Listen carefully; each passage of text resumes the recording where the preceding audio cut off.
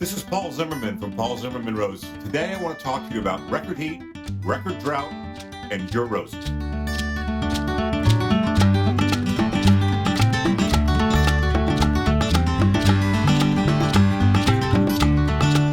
I was recently talking to my colleagues at Jackson and Perkins, and they told me their call center, which is you guys, are just the leading thing that you guys are asking about is, look, we got record heat and drought in the West. How do we deal with our roses? How do we help our roses? So I'm going to come out and talk to you guys about this. Normally I'm out running around in the garden. I'm being kind of goofy and kind of silly, but you guys are understandably concerned about this. So this deserves a really one-on-one conversation about this. So first of all, let me define record heat and drought for you guys. Now, I know that, like, for example, I live in the upstate of South Carolina. I'm in the low 90s. I haven't had a lot of measurable rain for the last 3 or 4 weeks. That's not the kind of heat and drought I'm talking about. I'm talking about what's going on in the western part of the United States and other parts of the world, quite honestly. 110, 115 degrees Fahrenheit, no rainfall for quite a while, almost no humidity whatsoever. And that last thing, humidity, is the difference between what I'm dealing with and what some of you guys are dealing with.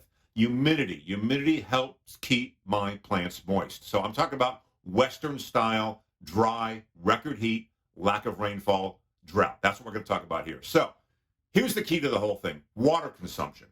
Seems obvious, I realize that. But water consumption in two places, not only in the ground, but water consumption in the plants, because plants lose water through their leaves. We all know that. So that's what we're going to talk about, okay? I'm also going to recommend a couple things here that you guys are going to go, whoa, wait a minute, that's contrary to everything we've ever been told about dealing with roses. You know what? It's record heat, record drought, low humidity. Bets are off when it comes to how you deal with watering your roses. So we're going to start with soil. So like I said, we're going to start with soil and keeping the water in the soil. What's the most efficient way to do that? You all are telling me that the most efficient way, soaker hoses. Not necessarily sprinklers, not necessarily drip, but soaker hoses. Because the soaker hose lies right on the soil. And then what you want to do is pile a lot of mulch. And that's the other key to this thing. 4, 5, 6 inches of mulch to keep that moisture in the soil. So the soaker hose, the mulch on top, that means all that water goes down into the soil and stays there and does not evaporate into the air. If you've got even micro sprinklers or something like that and it goes on top of the mulch, that's going to evaporate like that in that kind of record heat. So that's the first thing I want you to do with basically is soaker hoses. The thing to keep in mind with roses and all plants really is they lose their water through their leaves and even through their canes. So that's what we want to do. Just like we talked about keeping water in the ground, okay, we want to talk about keeping water in the plant itself. How do we do that? So before we go onto that, I want to talk about roses in pots because I'm getting in a lot of questions from you all about my roses are in pots. How do I protect them? You know what? You guys got an advantage because you can move your roses. So I want you to do this. Take all your roses that you have in pots. I don't care how big, how small, how large, whatever the case may be. Get them somewhere where they get morning sun and complete afternoon shade. An eastern-facing wall comes to mind. Shade cloth, whatever you've got that you can do, get them out of that midday sun. Watering roses in pots during this kind of conditions. You almost can't overwater, particularly if your pots drain well. Because keep in mind, when we talk about wet feet with roses, we're not talking about damp soil, because that's a good thing. We're talking about puddles of water. So if your pots drain well, just feel free to water them every day or you'll be fine, whether you're on drip or whatever your case doing. So, all right, let's go to the roses themselves. Couple tips that I got from all of you guys when I put this out on my Facebook group. Those of you who are living out there going, bam, give me your things. What's working for you guys? Number one, a lot of you are saying, you get real creative. I got to get hats off to you. You're putting shade over your roses. How you doing it? Man, I've seen cardboard, lawn chairs, patio umbrellas, sheets on sticks, whatever the case may be. I talked about potted roses, getting them out of the midday sun, afternoon sun. See if you can do the same. Get creative. Get some shade on those things, all right? Here's another thing that's a little contrary that some of you are doing, which I thought, okay, it makes sense. The leaves get fried. They get brown. They get kind of crispy. You're thinking, oh, I got to get those off of there. Leave them on. Why? They provide shade for the canes underneath. That helps keep the water in there. The roses, the leaves aren't going to lose more water. They're fried. The canes could lose it. There's kind of a shade canopy from those fried leaves, all right? 2 things I want you to stop doing. I want you to stop deadheading, and I want you to stop fertilizing. Why?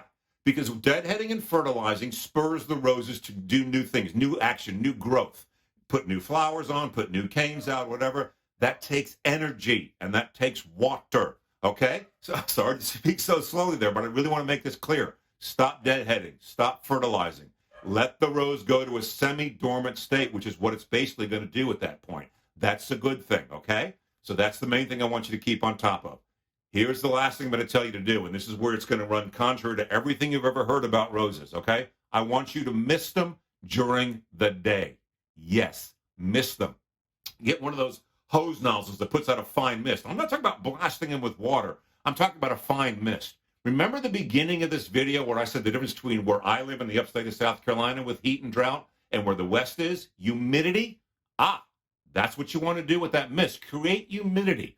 Get it on a fine drop. Spray it above the plants if you need to. Then let it kind of settle down and humidify the air. You're more interested in getting the air moist than the plants themselves moist. Any droplets that hit those leaves, my gosh, in the conditions you all are having, they'll be gone like that. So don't even worry about it. You're thinking, oh gosh, I'm going to get black spot. Right now, that's the least of your concerns. And quite honestly, if you're at 100 degrees and almost no humidity, black spot ain't around. Mist them. Some of y'all are misting 2 or 3 times a day. Doesn't take long. Just give them a good mist. That's what you want to do. So let's just kind of recap here, all right?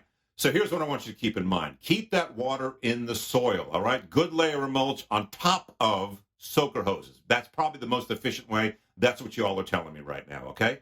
Again, with the plants themselves, they lose water through their leaves. Let's keep that water inside the plant. Couple tips, all right? Shade them. Again, you got getting creative. Whatever you can use to give them some shade from the afternoon sun. Morning sun, you're okay with that, all right? If the leaves fry, leave them on. Stop deadheading. Stop fertilizing.